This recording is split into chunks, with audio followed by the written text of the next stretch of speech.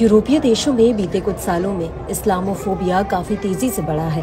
हालांकि इजराइल के Gaza operation के बाद से इसको नई धार मिली, तो वहीं इसकी रफ्तार भी कई गुना बढ़ी है। बता दें कि इस्लामोफोबिया दो शब्दों यानी इस्लाम और फोबिया से मिलकर बना है। इसका मतलब होता है इस्लाम का डर। ऐसा दावा है कि गाजा युद्ध के बाद से यूरोपीय देशों में रह रहे मुसलमानों को कई तरह के जुल्म सहने पड़ रहे हैं। बावजूद इसके गाजा के समर्थन में यूरोपीय देशों में जमकर रैलियां भी निकाली जा रही हैं। साथ ही फिलिस्तीनियों के समर्थन में प्रदर्शनों की बाढ़ सी आ रखी है। इससे यूरोपीय देशों का बड़ा तबका इस तरह की गतिविधियों को शक की नजरों से देख रहा है। इसके अलावा मिडिल ईस्ट में पिछले कई सालों में उपजे तनाव से मुस्लिम आबादी यूरोप की ओर शिफ्ट हो रही है। इससे भी कई यूरोपीय देशों में इस्लाम धर्म के बढ़ते लोगों को लेकर चिंता बढ़ गई है। बात करें जर्मनी की, तो यूरोप के इस बड़े देश में मुसलमानों की संख्या में लगातार इजाफा हो रहा है, जो कुछ लोगों में डर पैदा कर रहा है। इसके खिलाफ अब प्रदर्शन भी होने लगे हैं।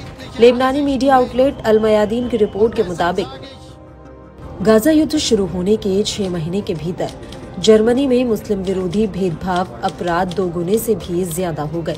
जर्मन पुलिस ने देश में मुसलमानों और मस्जिदों के खिलाफ 630 मामले दर्ज किए हैं। जर्मन सरकार की ओर से जारी आंकड़ों की माने तो साल 2022 में कुल 610 हमले हुए। जर्मनी में मुस्लिम विरोधी हिंसा का कहर बीते साल 2024 में भी जारी रहा।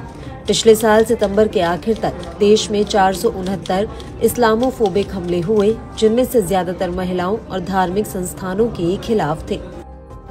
यूरोपीय इस्लामोफोबिया रिपोर्ट की माने तो गाजा युद्ध ने इस्लामोफोबिक बयानबाजी को बढ़ा दिया है। फिलिस्तीनी एकजुटता को चरमपंथ के रूप में पेश किया जा रहा है। इसके चलते जर्मनी, फ्रांस और डेनमार्क जैसे देशों में विरोध प्रदर्शनों पर प्रतिबंध लगा दिया गया। खास बात है कि रिपोर्ट ने जर्मनी को इस लिस्ट में पहले स्थान पर रखा गया है। बता दें कि पश्चिमी देशों में कहीं भी फिलिस्तीन विरोधी दमन इतना क्रूर नहीं है जितना कि यूरोप की सबसे बड़ी अर्थव्यवस्था वाले जर्मनी में देखने को मिल रहा है। बता दें कि पिछले साल जर्मन सरकार ने दुनिया में बढ़ रहे कट्टर इस्लाम के खतरे को देखते हुए हैम्बर्ग के इस्लामिक सेंटर को बंद किया था। साथ ही सेंटर की संपत्ति भी जब्त कर ली गई थी। सरकार के इस फैसले से जर्मनी में 4 शिया मस्जिदों पर ताला लटक गया था। ब्लू मस्जिद के नाम से मशहूर इमाम अली मस्जिद जर्मनी की सबसे पुरानी मस्जिदों में से एक बताई जाती है। मालूम हो कि बीते साल सितंबर महीने में जर्मनी ने अपने सभी बॉर्डर्स पर अस्थायी नियंत्रण लागू करना शुरू किया था। जर्मनी के गृह मंत्री ने बताया था कि इससे न सिर्फ बड़ी संख्या में हो रहे प्रवास को रोका जाएगा, बल्कि इस्लामी आतंकवाद और गंभीर अपराध पर भी रोक लग पाएगी।